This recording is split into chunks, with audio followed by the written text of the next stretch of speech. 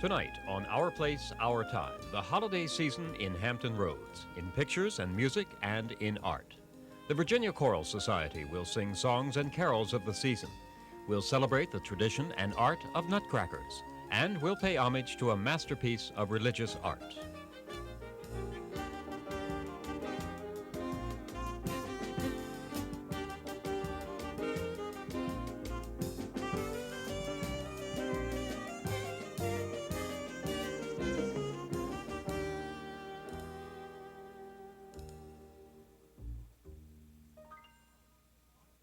And here's your host, Vianne Webb. A happy holiday season to you. It's a pleasure to be with you during this holy time. People in Hampton Roads have their own customs and traditions for this holiday season, and WHRO's elves and helpers have been out capturing the sights and sounds. We're going to celebrate the holiday season in Hampton Roads, and what better way to begin than with music? The Virginia Choral Society has been celebrating this happy season for 58 years, and the chorus will ring in our celebration with a song based on an old French tune called Ding Dong Merrily on High.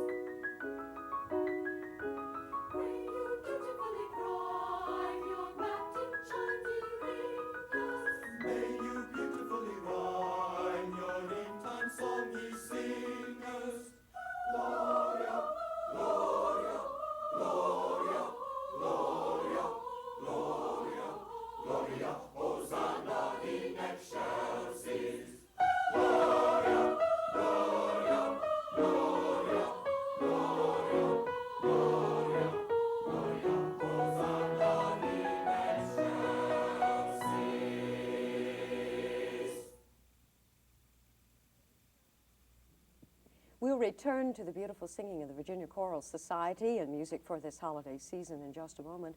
But first I wanted to talk with the Virginia Choral Society's conductor, Gary Lewis, and we very much want you to meet him. Thanks for being with us to make this program so special, Gary. I know that you're very busy this time of the year. It's a very busy time, but it's a joy to come over, and it's good to see you again. We both have such busy schedules. I know. Your whole life has really been wrapped up in choral music, I think, certainly since I've first known you. You were in high school singing in choruses, you were at Northwestern singing with Margaret Hillis, and many other things. You were in the Army and came here with the Continental Army Band? That's right. Mm-hmm. And doing choral work. I had been in the 5th Army Band in Chicago and the Continental Army Band in Fort Monroe, Virginia. And there were choruses connected with each one of those bands, and that was my place. You said before as we were listening to music and just sitting around sort of chatting before we started talking to the audience, as it were, that you didn't want to hear the first Noel anymore. You were ready to go on to the 4th of July. You certainly don't evidence that at all in the programming, and I'm wondering how you decide which Christmas music you're going to program in varied kind of concerts, and for us today, because it is such a special part of our holiday season. Well, I guess I really should qualify a statement like that. I say that with a little bit of a wink in my eye, I think, because absolutely. I love all the Christmas carols, I think, just as much as everyone else does. when you sing 5 verses of a carol 5 nights in a row, you want to start hearing some other things. And I find that there are a lot of Christmas music. There's a lot of Christmas music that has become dear to the hearts of people of other nationalities and so on, that we begin to try to tie in so that we can add to our repertoire, so to speak, and don't do quite as much repetition. And I find that we get a more of a universal sense of Christmas. I've also found, too, that after a while, the people who do the most with Christmassy things, who do the most singing or who do the most working in the stores at Christmas and all of that sort of thing, after a while there's a tendency to get a little bit burned out. And burning out, I think, is a chance for you to draw back away and ask yourself, what is Christmas really about? And then when you come back to the carols, you really approach them with a new freshness and a very genuine sense of what Christmas really is all about. I've wondered about thinking about talking to you today and listening to the Choral Society about the appeal of Christmas music and how all the great Christmas music is sung music as opposed to being orchestral or something of that sort, and about our need to be involved, I think, of something in this holiday season. And maybe that accounts for the popularity of the Messiah sing-alongs. I think you've done some of that as well. Well, we haven't done Messiah sing-alongs, although they have been done here in the area, and probably one of the more famous Messiah sing-alongs is the one that happens in Chicago. Margaret Hillis pulls the symphony together, and audiences bring their scores, and she just turns around and leads the whole audience in this great grand chorus. It's not, I don't think, what Handel had in mind, and Margaret Hillis knows that, but it's another way of bringing tremendous enjoyment to many, many people. You studied with Margaret Hillis and also sang with her. I guess if we were to rank the 3 great choral conductors in America, it would be Margaret Hillis, Robert Page, and Robert Shaw, Right. Not necessarily in that order. Mm-hmm. And I know from having known you so many years that you feel the influence that she gave you in your approach to music and what you're looking for in sound from the chorus was probably the greatest influence in your musical career. Right. And I think when you're taking your influence from people, it's not so much what you hear them say so much as what you watch them do. And that really, really makes, as far as I'm concerned, a much stronger statement. I watched her have the highest integrity when it came to her own preparation. I watched her deal with the greatest integrity in dealing with people in a very fair manner. I watched her expect the very best out of fine musicians, so that, as she used to say, instead of commanding the sound, you would invite the sound, and in your conducting, you'd make space for that sound to happen. And then leave it to the artistry of the musician to make that happen with his own instrument. The Virginia Choral Society is one of the oldest performing musical groups in Hampton Roads. I think, what, are you 57? 58 years old. 58 years old. You've had it for 5 years. That's right. I wondered what you do to shape the sound. Does that grow as singers move, or does the sound change as singers move in and out of the Choral Society, or do you have a concept of what you are looking for and you are shaping and inviting that sound from? Yes. Yes. Okay. Would you repeat yes, both that of nod? them, yes. Number one, of course, what you have and who you have to work with as far as talent and the voice matters a great deal. But anytime you approach any group, you must have a sound in your mind that you want to create. It's just like when you go to organs in different buildings. You still have a sound in your own mind that you want to achieve with what instrument you have to work. In the Choral Society here, we've been blessed with people who have not only an ability to sing, but more important, an ability to listen. And through creating an image in their minds from the image that I have in my mind, we can achieve a sound. And then people aren't afraid for me to ask them to tone down or bring it up or change their tone color. And that's a matter of developing trust over a period of months, sometimes even years, so that they know when I ask them to do it, they're willing to try. Well, it's beautiful singing, and I want to thank you for making our holiday program quite special. Thank you very much, Gary Lewis. Thank you. Holiday traditions in our cosmopolitan area of Hampton Roads draw on the customs from many countries abroad. While we celebrate our own customs, we also celebrate those of others. The music we're hearing and the art we're seeing on this celebration is truly international. The Virginia Choral Society will sing next for us an English carol that's only a few years old. It's by the contemporary composer John Rutter, and it's called The Shepherd's Pipe Carol.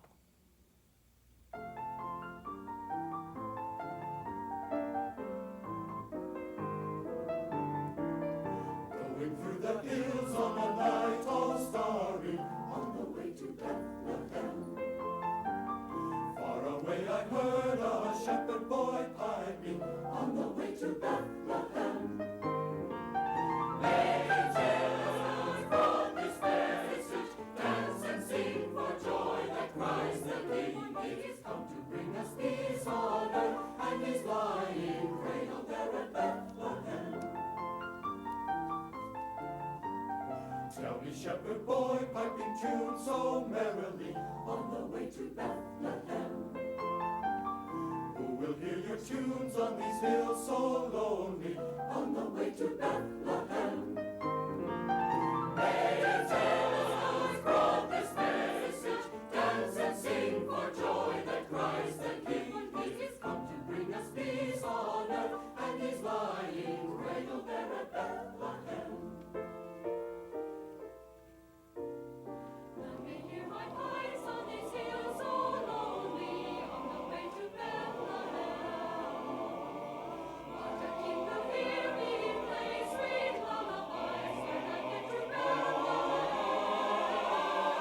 Angels in the sky came down from on high, over all the angel where the famous light, cradled in the arms of His mother Mary, sleeping now at Bethlehem.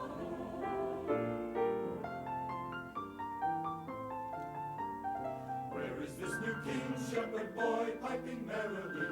Is he there at Bethlehem? I will find him soon by the star shining brightly in the sky of Bethlehem. Angels brought this message, dance and sing for joy that Christ the King is come to bring us peace on earth, and He's lying cradled there at Bethlehem. May I come with you, shepherd boy, piping merrily, come with you to Bethlehem. Pay my homage to at the new King's cradle, is it far to Bethlehem? Angels brought this message, dance and sing for joy that Christ the King is born this night in lowly stable yonder, born for you in Bethlehem.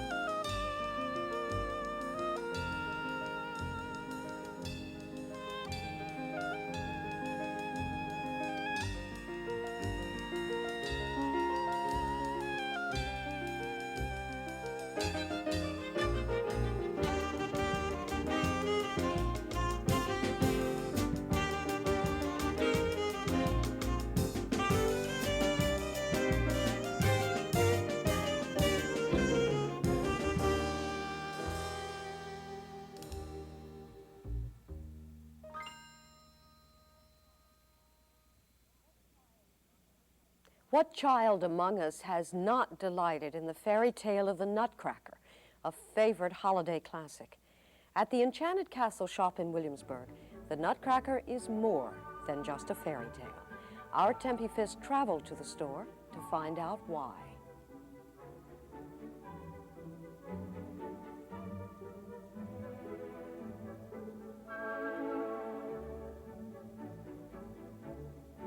For the Erzgebirge region of Germany, the story of the Nutcracker who came alive is not a fairy tale.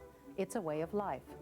Because some of the most beautiful wooden articles in the world come from this low mountain range just north of the Czechoslovakian border. Perhaps the most characteristic of the region and the most well-known is the German Nutcracker.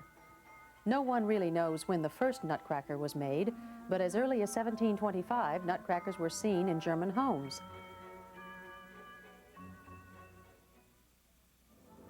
In times past and even continuing today, there's a certain amount of resistance to authority. Kings frequently meant oppression and hardship. When someone would say that he has to crack a hard nut, that meant the person faced problems. When the German people began producing nutcrackers, they enjoyed depicting the unpopular officials as the nutcrackers themselves. To make a fine nutcracker requires as many as 130 different procedures. The wood cures outside for 6 to 7 years and then is brought inside for final drying. By the time the woodcarver finishes his product, over 60% of the original wood may be unusable. Each nutcracker is hand-painted down to every last detail. Before he is put on the shelf for display, the final touches of a tag are added to verify its authenticity. For Erica Benjamin, who works at the Enchanted Castle, her first nutcrackers were not quite as fancy as the ones you see today. Though nutcrackers are an old and valued symbol of German history, the smokers are really Erica's favorite because they represent an even earlier period and custom. The meaning of burning incense is going back a long, long time. And in those days, it was before Christianity, the incense was burnt on the day of the wise men. And like in our country, we call it here Epiphany. In Germany, the 3 holy kings are coming that day. And this is what they're trying to do.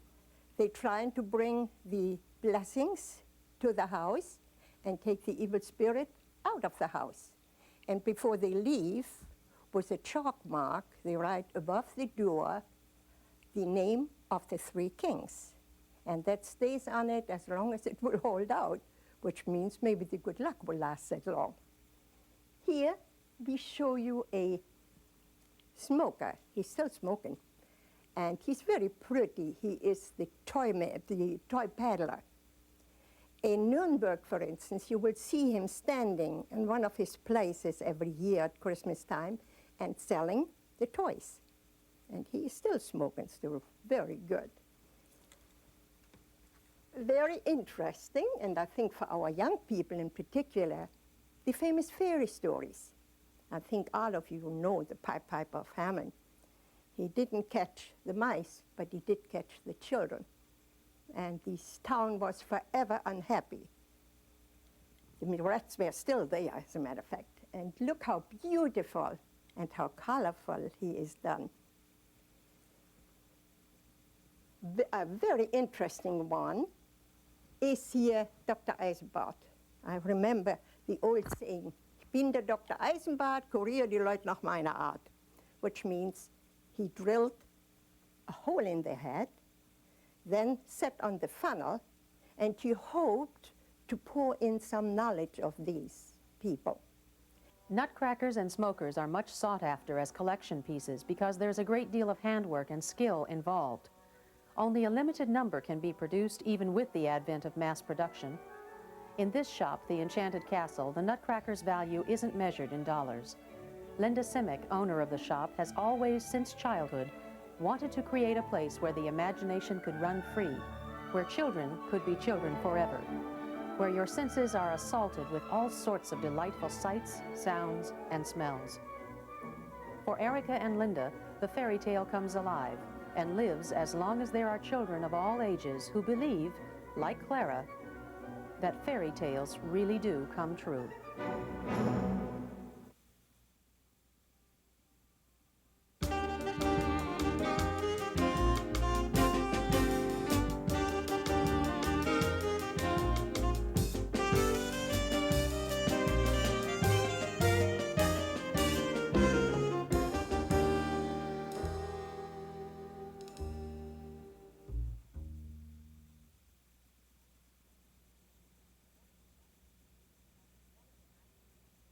One of the masterpieces in the Chrysler Museum at Norfolk is a portrait sculpture of Christ by Gian Lorenzo Bernini, who was born almost 400 years ago this month. It is Bernini's designs of the splendid colonnade outside St. Peter's in Rome and the main part of the inside of the cathedral that we admire today. But he said that of all his many sculptures, the portrait of Christ, now in the Chrysler Museum, was his favorite. Our Tim Morton produced this appreciation of the Bernini sculpture.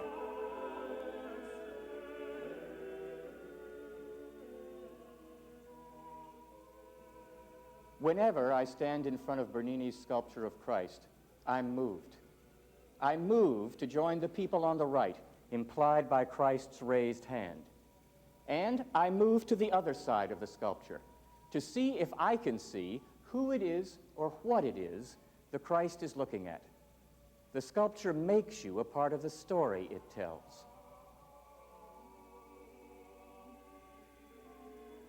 Bernini called it Salvator Mundi, Savior of the world, and it was the last sculpture he worked on. He was 80 years old when he started, and a few months later he suffered a stroke which paralyzed his right arm. He may not have finished the sculpture. It is good, he remarked to his son, that this arm, which so wearied itself in life, should rest a bit before death. An assistant may have finished the face, a circumstance not unusual with Bernini. And what we see here is not all of the sculpture Bernini intended. He wanted the Christ to float about 10 feet high above a plinth, the sculpture supported by kneeling angels. This drawing shows you the idea.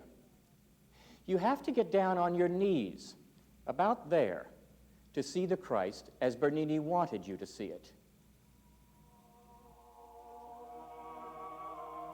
As with all of Bernini's sculptures, the story he tells with this Christ is dramatic. The right hand is lifted gently. The fingers are curled, as if in the act of blessing. The mouth and eyes have a similar repose. Meanwhile, in between, everything is turbulence, the swirling and restless clothes, the curling locks of hair. In the temple, in the forehead, we feel a world-weary tension, also in the wrist and neck.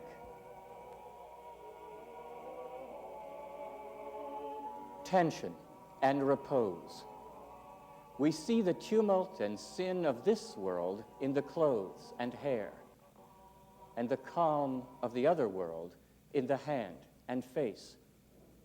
Bernini would have called this balance of opposites contrapposto. That's the art history term. But Bernini was also a very religious man. Contrapposto also expressed his idea of God as being the unification of all opposites. On this side, the Christ motions to the people on earth, blessing and forgiving them. On this side, he looks up into what Bernini would have called the glory light.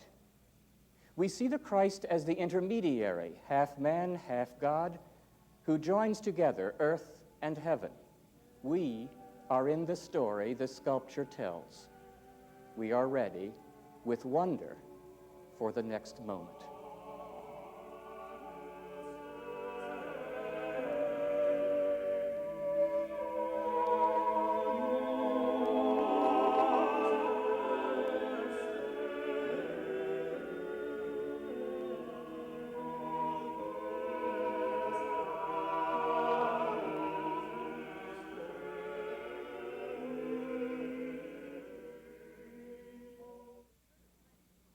We've heard a French song and an English carol from the Virginia Choral Society, and we'll close our holiday celebration with a lovely Austrian carol called Still, Still, Still. And may I take this opportunity on behalf of all of us at WHRO to wish you the happiest of seasons and a bountiful new year.